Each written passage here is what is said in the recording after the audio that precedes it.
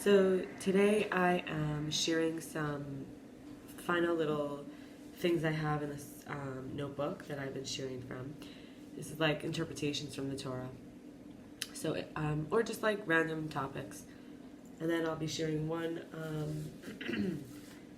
practice with one example. I've been doing it a long time. I never introduced it here, but I thought maybe I'll try. It's pretty personal, but I think that it could be of value to somebody else. All right, so Isaiah in 34:16, so chapter 34, verse 16, it says, "Seek out the book of the Lord and read. None shall want her mate, for my speech is commanded, and his spirit has gathered them." In Isaiah 37, chapter 30, verse 7, it says, "For Mitzrayim, Egyptians, help in vain and without purpose. Thus I call them boasters in sitting still." Eliyahu HaNavi, Eliyahu HaTishbi, Eliyahu HaGiladi. So this is the Elijah the prophet. He's the prophet, Hanavi, right? And HaTishbi is from the place where like figuring out the answers related to the place. And then Hagiladi is like Gilad, and you would say it's like to do with like his might more, like where he comes from. So it's giving him the one, you know, who's like this, who's like this. And then there's this word bimhera, which means hasten. And bima, it's like similar. I broke it apart and I realized these letters, bima hera, it's like say bimhera, like we want it now. And I was wondering about it because it has a word ra in it, and I've been noticing a lot of words in Judaism have that. And yet ra also means bad, but it's like different letters. It's resh, hey, or ra more, or it's like ra, but it's not ra, which is like the word for bad. So bima means like the high place kind of, or like the upright thing that you talk at maybe.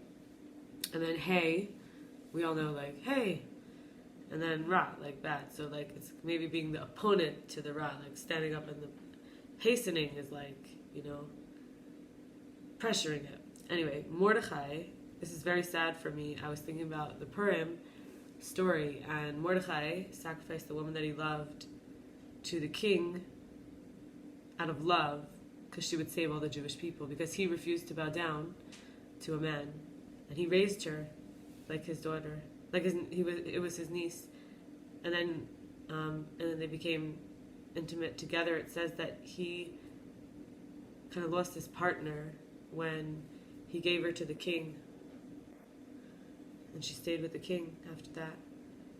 After the golden calf, switching totally to a different time, after the golden calf, when Moses came back after, and he saw that the sin, right? Firstborns were no longer consecrated for God. And then when we look at one another, we have to realize that there's looking, right? And like to place in front of our eyes, Shiviti is from the Psalms. It says to place like in front of us, and in front of us you would say it means like with our eyes to see. So looking, I can see how you look means I can see inside. How you look by how you look at the world, and I can see outside. How you look on the outside. So through my eyes, you can see how I look at the world, or you can see my observable appearance, and it's how you are looking, like your present, your future, and your past way of looking, like, and how you will look, right? And then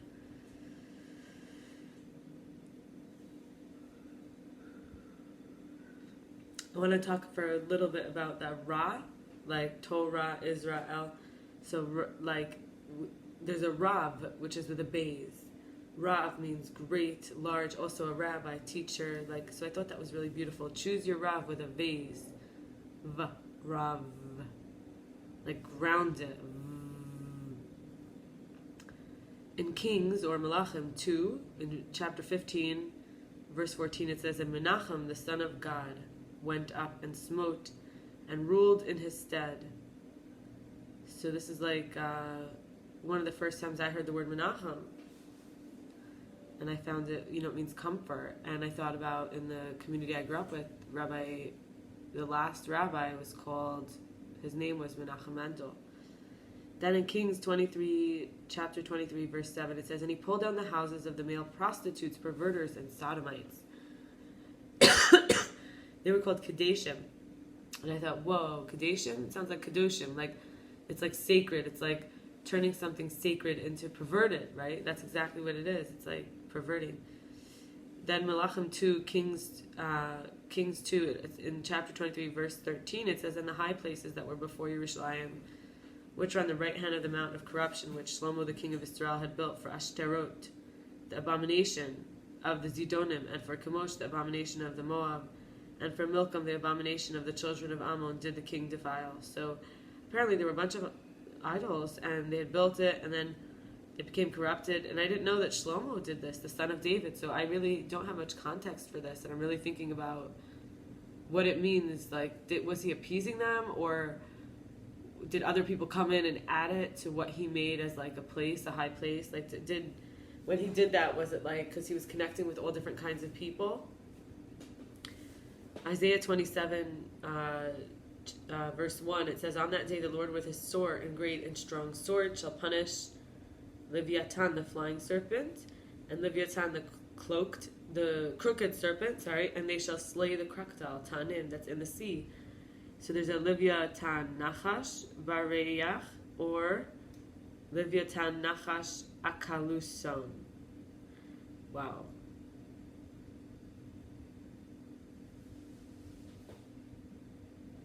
Then we have here in Isaiah 28:15, it says, because you said we made a covenant with death and with Sheol, that we at agreement.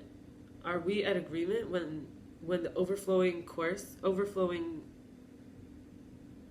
scourge shall pass through, it shall not come to us? For we have made lies our refuge, and under falsehood have we ourselves. And then in 16 it says, Heretofore thus saith the Lord, behold, I lay in Sion for a foundation, a stone,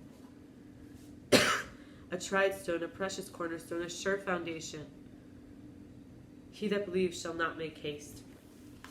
So people who are saying that they're like made a covenant with death, or that they're okay, they sold their soul kind of like to badness, to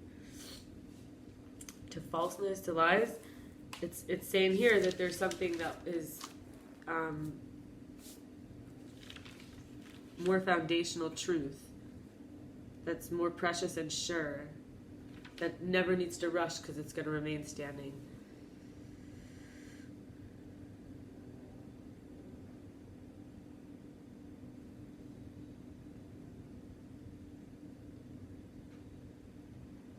Yichud is a high price to pay.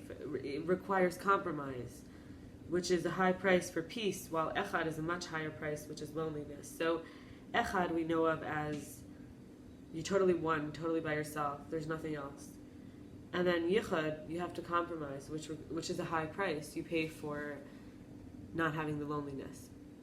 And yet some people still feel the Echad and the Yichud for good or bad, right? It depends on how you look at it. Isaiah chapter 5, verse 14, it says, therefore Sheol has enlarged herself and opened her mouth without measure, and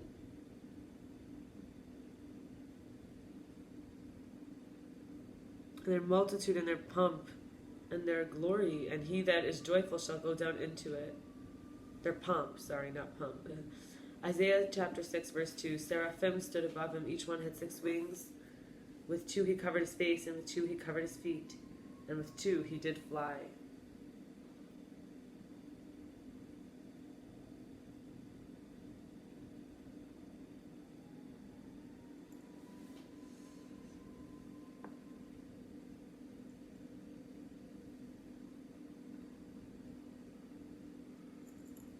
I like that. Isaiah chapter 30, verse 26, moreover, the light of the moon shall be as the light of the sun, and the light of the sun shall be sevenfold as the light of 7 days, on the day that the Lord binds out the breach of his people, and heals the stroke of their wound.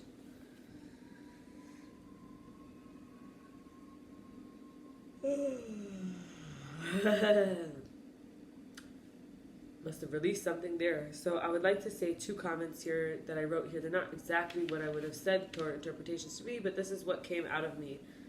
Spiritually, it seems like, these are the last two comments I'm making here. Spiritually, it seems like the karma I was taught was that I get what I'm given. According to Chabad, Hasidus, Kabbalah, and other Jewish traditions, reincarnationally, soulfully, everything's happening for the best outcome, even if it appears painful. My pelvis tells me about safety. My stomach tells me about control. My solar plexus tells me about my power and rebelliousness, my will. My heart tells me about connecting to the ones I love. And my throat tells me what my jaw wants to be used for, opening for good alone, in or out. My das tells me think bigger or smaller. And my mid-eyes tell me to look with less attachment and listen with less attachment. My crown tells me I'm supposed to focus on good, and if Alta Major is included, which is like this upper, even like outside, like transcendent, right? And it tells me that I am, all is good. And finally, I wrote this here, some of the last things I wrote. And I wrote, I want a nobody because I'm a nobody.